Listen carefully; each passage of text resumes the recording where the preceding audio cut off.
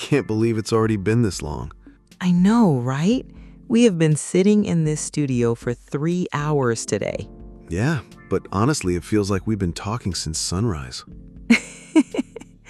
Welcome back, everyone, to the Spoken English podcast.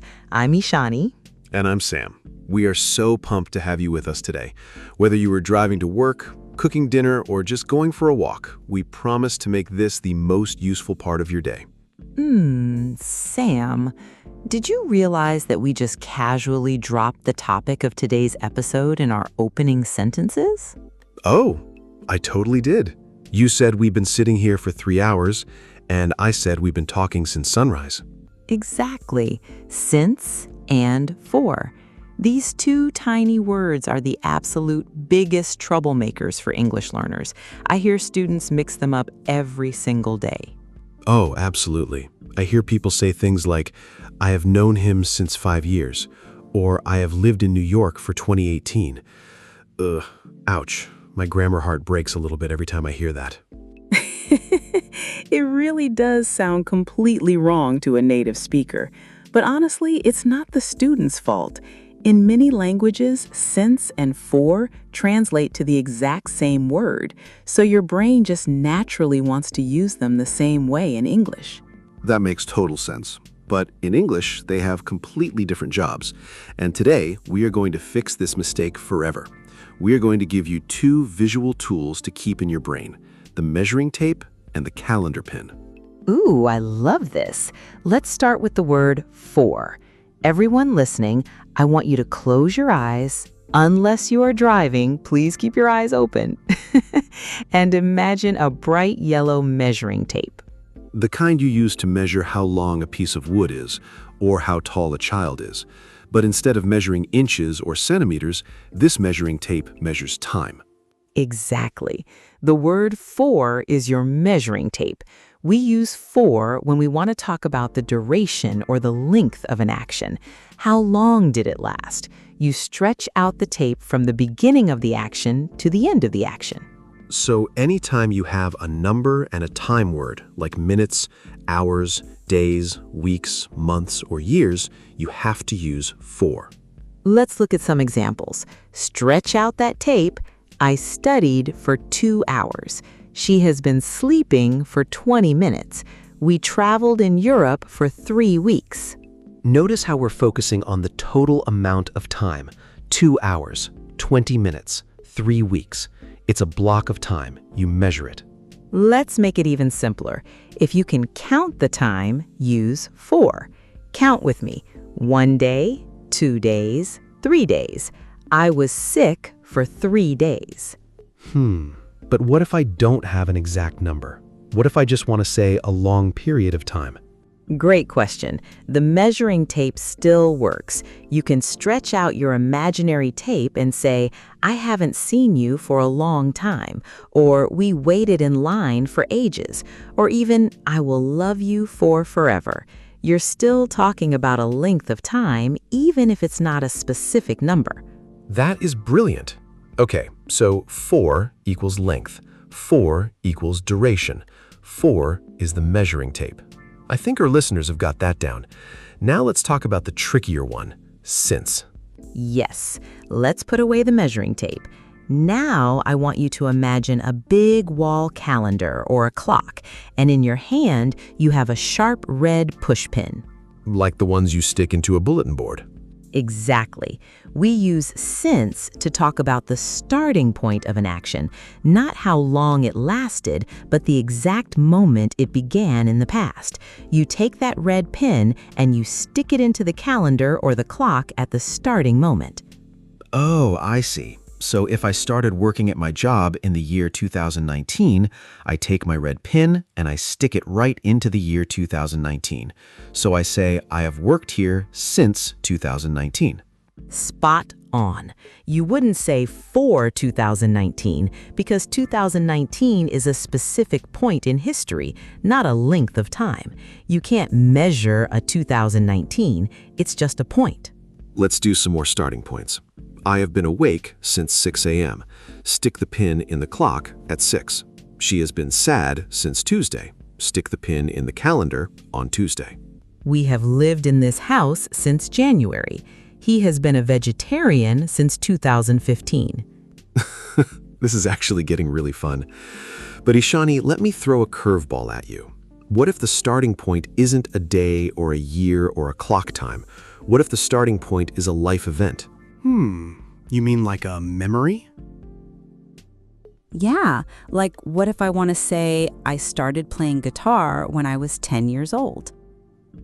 The pin still works perfectly. I was 10 years old is a specific point in your life. It's a starting point. So you take your red pin, stick it into that memory, and say, I have played guitar since I was 10 years old. Wow. I have known my best friend since high school. She has been afraid of dogs since she got bitten. You were just pinning the start of the action. Exactly. Let's compare them side by side to make it super clear for everyone listening. Sam, I will give you a starting point using since, and I want you to do the math in your head and change it to a length of time using for. Are you ready for the challenge? Oh, I am born ready. Let's do this math. Okay, let's pretend today is Friday. Here is your sentence. I have been sick since Monday. Okay, Monday is the starting point. But if today is Friday, Monday, Tuesday, Wednesday, Thursday, Friday, that is 5 days. So the length of time is 5 days. I have been sick for 5 days. Boom, exactly. Let's do another one. Let's pretend it is the year 2024. Your sentence is, she has been married since 2014. 2014 is the starting point on the calendar. So 2024 minus 2014 is 10 years. The duration is 10 years. Stretch out the measuring tape. She has been married for 10 years. You are absolutely crushing this, Sam. And to our listeners, do you see how since 2014 and for 10 years mean the exact same thing? They communicate the exact same reality, but they use totally different grammar tools. It's really beautiful when you break it down like that. But you know, Ishani, there is one massive, giant, neon flashing light mistake that people make with since, and we have to warn them about it. I know exactly what you're going to say. It's the since plus number of years mistake. Yes, please, please, please never say since 5 years, or since 2 months, or since 3 weeks. Let's explain why that is wrong using our visual tools. If you say 5 years, are you talking about a specific pin on a calendar, or are you talking about a stretched out measuring tape? You're talking about a measuring tape. 5 years is a total length of time. You count it. 1, 2, 3, 4, 5. You can't put a calendar pin into 5 years. You put a calendar pin into a specific year, like 2019. Right. So if you have a number and a time word, 5 years, 10 days, 3 months, you must use for. It is always, always, always for 5 years, for 10 days, for 3 months. If you only learn one thing from today's podcast, let it be that. Erase since 5 years from your brain permanently.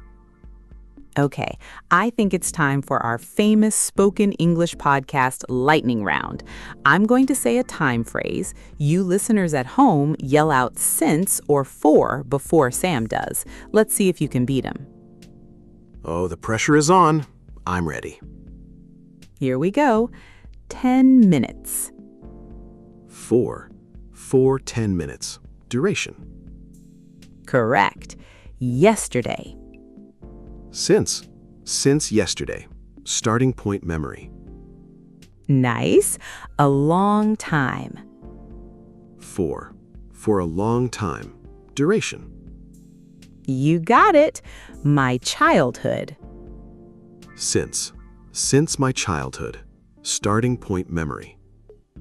Last one, the trickiest one. 2 centuries. 2 centuries. That's 200 years. That's a length of time. So it's 4 2 centuries. Perfect score. Listeners, how did you do? Did you beat Sam? If you made a mistake, don't sweat it. Learning English is a marathon, not a sprint. Just keep visualizing that measuring tape for duration and that red pen for a starting point. And if you want to practice, drop a comment below this video.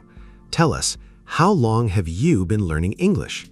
Use for and since in 2 different sentences. For example, I have been learning English for 2 years, and I have been learning English since 2022.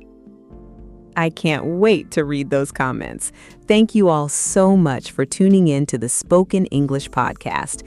If this episode helped you clear up the confusion, please hit that subscribe button, give us a like, and share it with someone who is learning English. We appreciate you guys so much. Keep practicing, stay confident, and we'll catch you in the next episode. Bye, everyone. See ya!